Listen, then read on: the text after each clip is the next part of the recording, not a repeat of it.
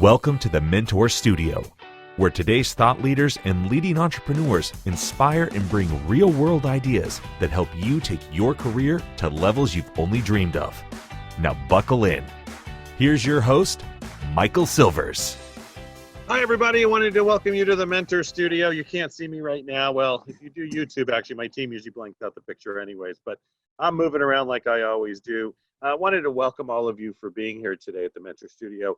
You know, we've had great guests. We have great guests coming on, and we have an amazing gentleman today who just won a big award, and I'm going to let him tell you about that award. The shows, you know, this summer has been interesting because a lot of people are staying at home more than they normally would. And yes, if we talk about this in 5 years from now, it's not going to matter. But, you know, it has been the kind of year where things are a little bit different. And people have really flipped into the virtual side. So it's interesting to see this trend and where it is 5 years from now. Where will people be, we virtualized ourselves out, and now we want to go back to the offices, we want to go with people, because you have to remember in the early days of Google, they sent everybody home. And they realized we even though it's not about productivity, we lost some of that creativity. So they started bringing everybody back. So it'll be really interesting. And if you look at the world from where it is today also, look what Amazon just bought $1 billion building from WeWork in New York. And Facebook just leased the property for 7,000 people in Manhattan. Manhattan's becoming techie central for these companies. But their expectation is everybody's going to be out of work through not working in the office through 2020 and 2021, but everybody's going back at 2022 and 2023. Facebook's so it's their long-term planning that you're going back to the office. Because that's what they're vying for with these buildings, and they're getting real estate at a very inexpensive price right now. So, but you always look at it as you build your own business. Remember that it's don't be egocentric. It's not about yourself. The reason we have mentors because I always want you to hear more of what's going on. So in a couple of weeks from now, we'll have, who do we have on? We've done entertainment. We do business. Today is sales, but it's a bigger picture than that. We're going to have on in a couple of weeks, we'll have Jim Britt on. Jim Britt was Jim Rohn's partner. And if you don't know any of that, doesn't mean anything to you. Just know that Jim trained Tony Robbins. So really got him started and got him moving along. He was working with them, and they trained him to be bigger, better, and then he went on to obviously do his own stuff.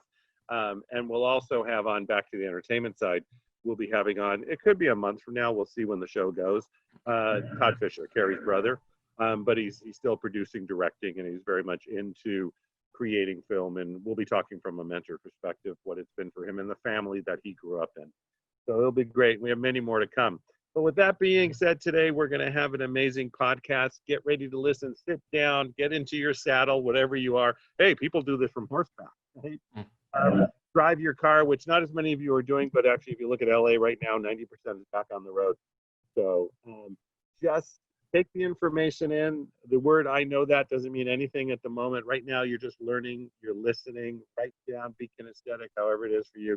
And give a huge thunderous round of applause to this next gentleman. Just won a huge award from the Gurus, and he's brilliant. And I'm going to let him do his Earn the Right, because that's how we do it on the Mentor Studio. Let's give it up for Joe Pici. Joe, how are you? Well, thank you so much. I don't know about the word brilliant. All right, yeah. We'll take a qualifier. No.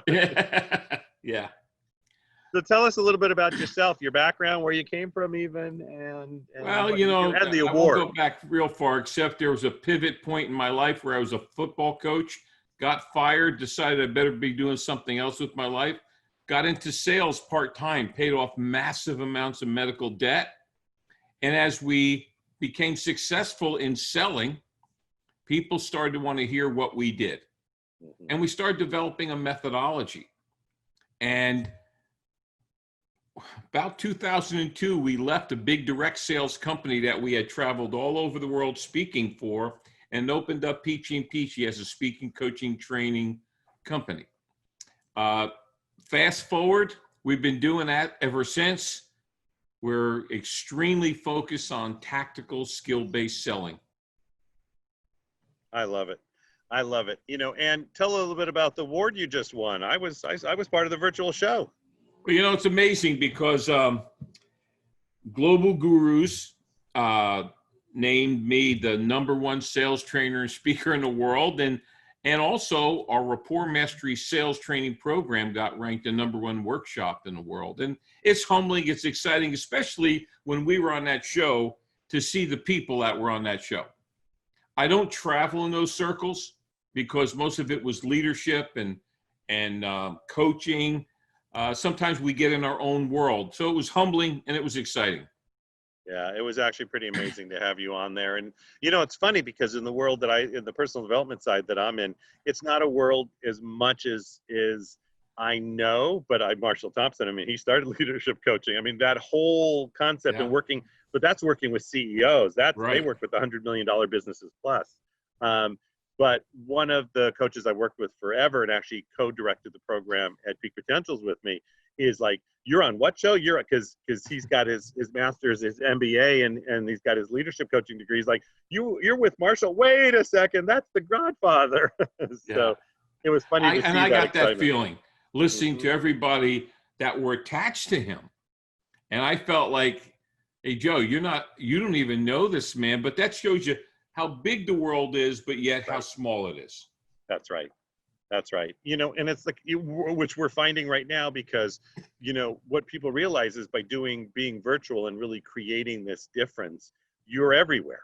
So it's not just about your little work, your little network anymore. It's truly what else is out there and the communication. I mean, those of us who built businesses around the world when we didn't have this, we used paperwork. I mean, there was, right? There was fax machines, remember? So, well, I have some clients that want me to use a dedicated fax line. And that's the truth. They'll ask me, do you have a dedicated fax? Yeah, it's right over there.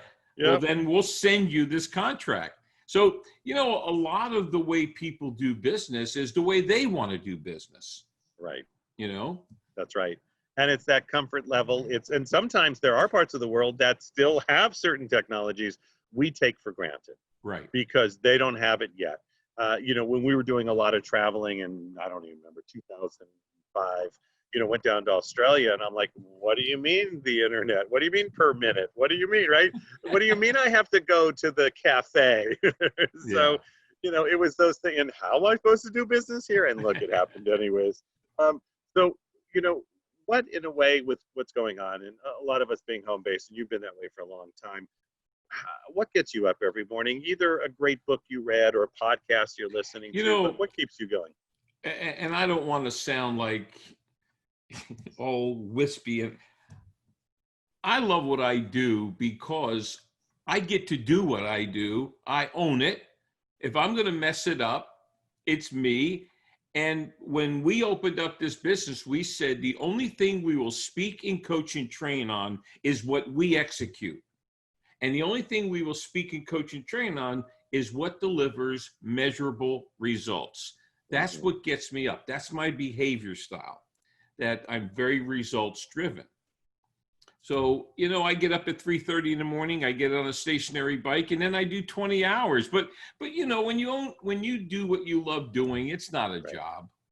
No, it isn't. And I love, because you have our commutes are, I say it's the 10 feet to the office or whatever whatever it is. It is different because, and though at the same time, it's talk about this though, being the entrepreneur, working from home, even just, that's hard for a lot of people. That just doesn't work. They need the routine. How do you set your day? Are there any particular routines that I have if I'm not speaking, coaching, or training, so if I'm not working with a client, whether it's virtual or live, my part of our business is I'm generating leads, I'm picking up the phone, I'm booking appointments, and I'm selling the training. And I've been virtual selling for 30 years. So this has not been a big deal for us as far as the selling part. And so I'm very regimented because I don't believe in selling from charisma and talent because those two genes were left out for me. Okay. I believe more process, communications, and skills. So I stick to my process. And so a day is generating leads before the sun comes up and getting on a phone, booking appointments, and doing what I call core stories or sales meetings. And then so it's the sales thing. And then it's all the part of lead generation is a podcasting. And as you know, everything that goes into it. Right. Right. And, it does make a difference. I did a call on that today, really the business funnel, right? And what starts at the top of the business funnel. And, what you're explaining is exactly, what we were talking about, which is if you don't have something coming into the business funnel, you don't have a business, right? You need whatever that is, whether for Netflix, it's the subscribers, for B2B, it could be another business. That's a critical piece, and be willing to do it. And if you're not, get the right person who could either train you to do it or have them. See, the thing is, like when we want to hire somebody to do sales for us, if you're not a salesperson, you're hiring somebody that it means nothing to you. Right. So that's why I'd rather hire somebody like you to find the right person for my team. You know what I'm saying?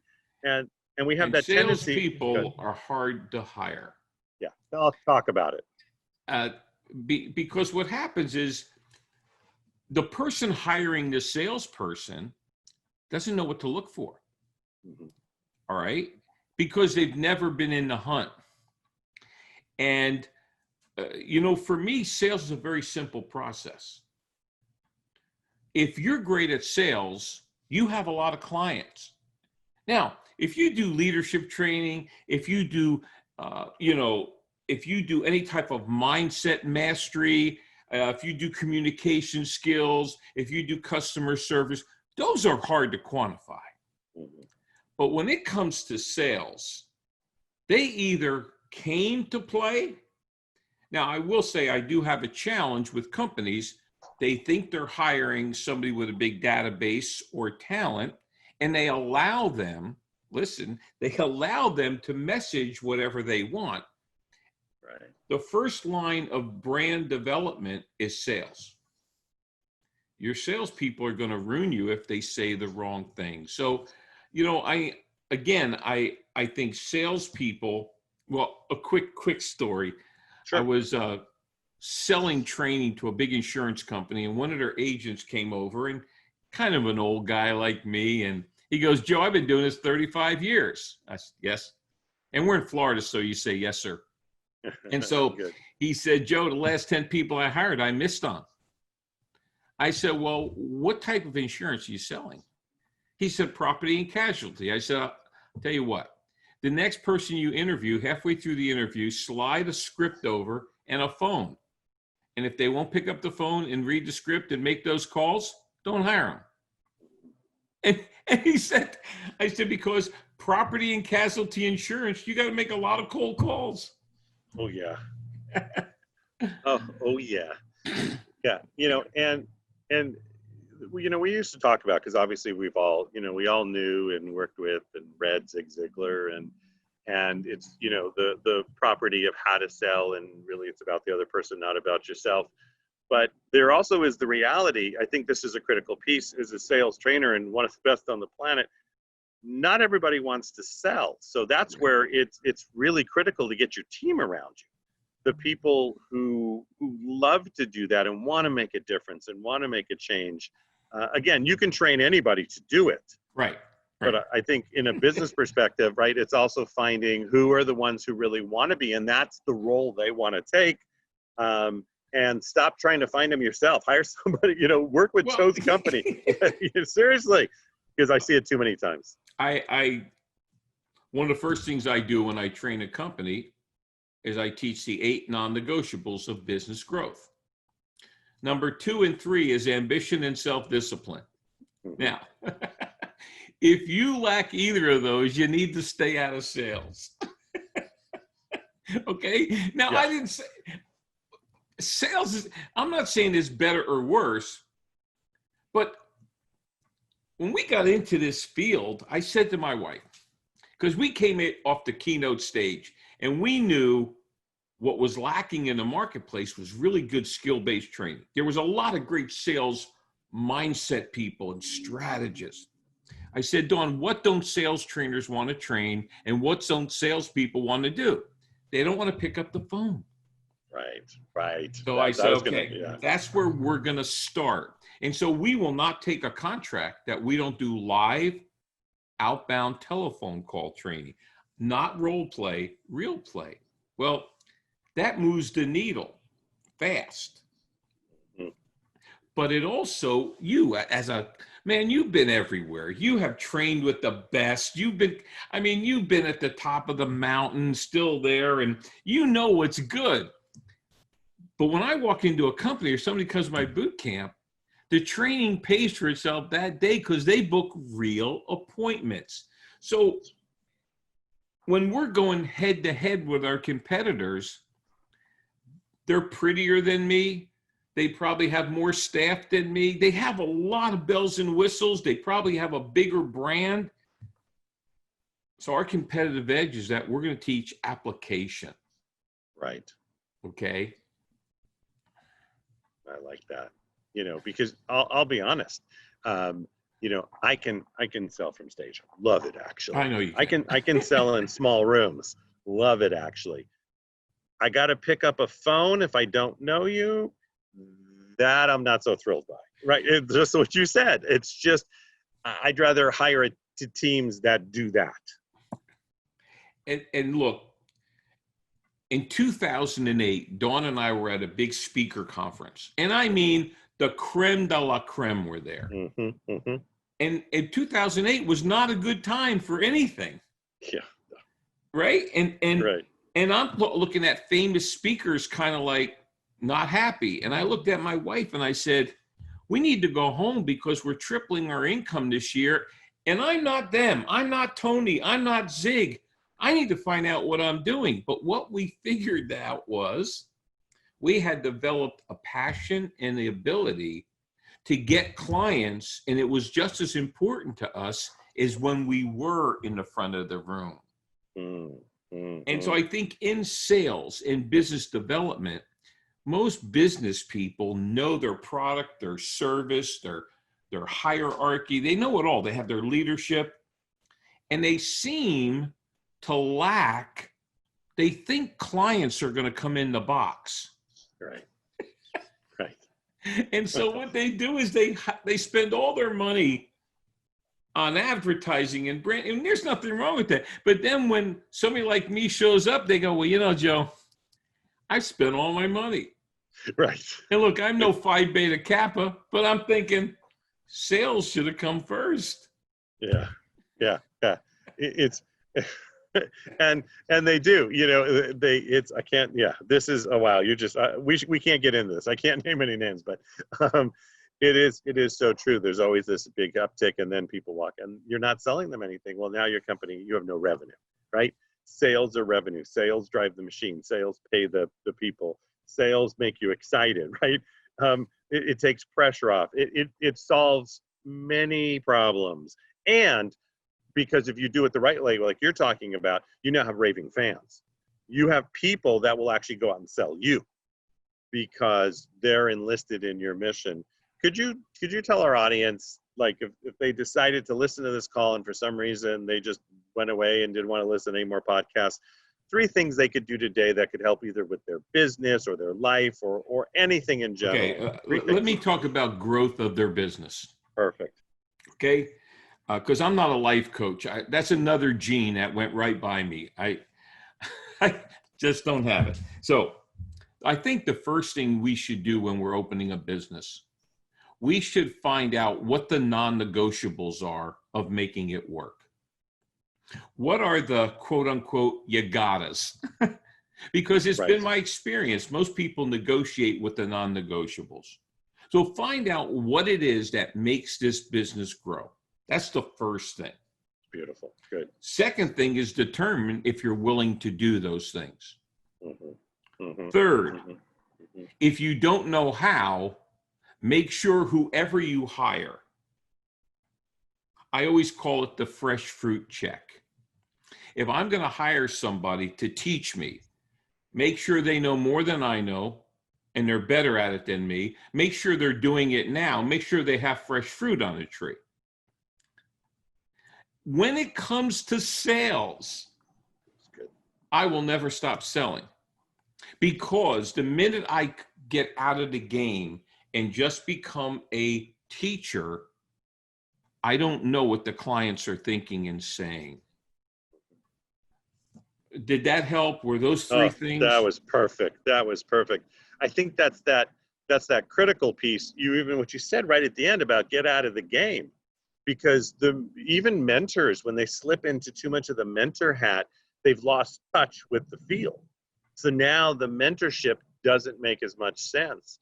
And I think what you also said about doing that, you realize too that the world changes. Like if you look at millennials now, they want community. So if you bring community into this picture, they will buy and purchase and be and stay. And I think that's those are three critical. But that last piece was really because you got to stay on the pulse of what's going on. World does change. There are some principles that never change. There's But principles and practices, right? Practices correct. change, principles stay the same. But I need to say something here that you said in the very beginning. Yep. I'm in a lot of companies, and quite frankly, we're in Florida. So I actually, in June, had live boot camps, and I've just done live training for Blue Cross and Blue Shield. So, and I have clients that are back, and I have clients that aren't. But here's something, and you said this, a lot of companies have lost their culture because their team is not together, and they are struggling to pull it together. So if you're a culture expert out there, you need to go get some clients. I agree. It's a great time. And it is. There is that dissemination. They've moved apart. And, if they're a big enough company, in a way, it doesn't matter as much to them because the revenues are so big. But that is literally less than 0.1% of all companies. Right. So, you have, and a lot are hurting out there, especially the smaller companies are trying to figure it out. How do we keep, it's like, how do I even teach my group? We talk about masterminds, right? Why don't you mastermind? Why don't you look at the culture, the structure, and all of that? And it makes a big difference. The other thing too is tell us, so there's some people are going to be trying to grasp of what is your business? I get that it's sales. I get, because we'll get people listening to this who are not in the entrepreneur world yet or not in the sales world yet. How can you just lay it out for the common man, right? We're all common, by the way. I need this too. But what exactly could you do for me or my business? All right. Here's our specialty area. We specialize with either companies or individuals on how many different ways can I proactively generate qualified leads in my target market. Very, very succinctly. Number two, how can I get in front of the person with the checkbook? What is the messaging? What is the scripting? And by the way, for you people who don't like scripting, the best actors in the world, Brando, Stallone, they're scripted. You just don't know it. Anyway, the right messaging. What do I say when that gatekeeper answers the phone and not play any mind games? How do I get a return phone call? We drill down. The third thing is we help people craft and deliver consultative skills of selling, not transactional. Mm-hmm. We are very consultative. It took me 10 years to get Coldwell Banker. Wow. Okay. And so we teach so in a nutshell, whether it's a coach, a speaker, a trainer, an insurance agent, no matter what industry, we specialize on quality leads, booking appointments, and doing consultative presentations to close more business. I love it. I love it. First of all, thank you for being on the show today. But the way you just hit that succinctly, that's so right? Anybody can understand what you do, but that's a critical piece. What you just talked about, that scripting part, and people have this thing, because even when we send new coaches, trainers on the stage, I'm sorry, you're going to follow the script. We're doing that to make your life easier, keep you on track. And when you've done it for 10 years and you've got your own company, do what you like, right? And you'll probably still have a script to a point. You have bullet points, but we call them the outline, the script notes. But it's the kind of thing where it does make it easier, and it does also make it so it follows a system. right? Because now when you're following the system, and if your sales are not great, you have something to come back to. Exactly. You can go back in the company and you could quickly figure out what's going on. But if they don't follow that, how do they ever train their people again? Exactly. And I think that's that big piece. So how can the audience get in touch with you? Well, I have a gift for your people first. They love gifts. Here's a gift. It's free. You're going to take out your iPhone. You're going to text the word Sales Edge, one word. If it splits because some phones split it, put quotes around it. Sales Edge to 55678. Text it. It'll take you to a link. Pici Pici will take you to a splash page. There is a 5-video free series called Recapture Lost Revenue Through Virtual Selling. Okay? Yes. Put your first name, email. It'll come to your email. You can watch it on your phone. Scroll down further, and there's links to our free podcast, Sales Edge. The best way you can get in touch with me is call me, 407-947-2590 for a free cup of Joe. Awesome. It's been great to have you on. And by the way, if you use international, that's just add a +1 and you're still calling the same number. So, it's been great to have you on. I'm trying to think, you might be one of the first, from a sales perspective, I've had on the show in the last year and a half. Wow. Well, I'm going through my whole brain. No, it was great. I really, when you got that award, I didn't know who you are. And then I checked out LinkedIn and I loved what I saw. You loved, we paired up and here we are just a couple weeks later. Everybody out there, learn to find the ones that you know, like, and trust. Learn the ones that have a passion for what they do, because that will drive the passion through your own business. And even if you're not doing business with them, if you're networking them and hooking them up with people who need their services, they'll never forget. Right. And that's that big thing. So, Joe, thank you so much for being on today. Thank you. I was honored. Yeah, it's, and everybody out there, The Mentor Studio, thementorstudio.com. I learned a couple weeks ago, maybe it was a month ago, to drop the www. Don't need it in the system anymore, and everybody only remembers the www. So, hit thementorstudio.com. We have all the past shows in there. We are right now, we're moving everybody into a membership site. We're still playing. It's been so busy. Just hit the shows, listen. They're all complimentary for you anyways. We already have a large community that's right now playing on Facebook. Well, we will eventually move it into there, and then I'll let you all know how to do that. We also have close to 71 events just scheduled all the way till June virtually. So as we move through, I'll let everybody also know how to get onto those. I wanted to thank again Joe Pici for being on today. Thank you. And you're welcome. And audience, wherever you are, Joe, what's that text option again? It's the word Sales Edge to 55678. Hit the link, Pici Pici, and it'll take you to a splash page. Recapture lost revenue through virtual selling. It's free, 5 videos. Hey, also send me a LinkedIn invite, Joe, and then Pici, P-I-C-I, and you'll see me. I'm dressed in black and I'm pointing at you. He really is, by the way. He's really pointing at you. So I saw that. Hey, it stood out. I love it. So, all right, Mentor Studio audience, I want to thank you so much for being on. If you're driving your cars, don't close your eyes. We don't do exercises like that anyways. If we had one person on there, I said, don't do that right now. And if you're in your house, if you're at home, if you're educating your kids, whatever it is, get the education, get the knowledge, ask those questions if you ever need. Whether it's morning, afternoon, or evening for you while you listen to this, just have a great day. And we'll be on next week. Talk to you all then. Joe, thank you again. Have a great time and enjoy the sunshine. Thanks a lot. Appreciate it. You're welcome. We're honored that you invested time with us today at the Mentor Studio. Now, don't be greedy. Share this knowledge bomb with all your dope peeps on Facebook, Instagram, and Snapchat. Actually, we'll even pay you to do it. To get the deets, please check out thementorstudio.com.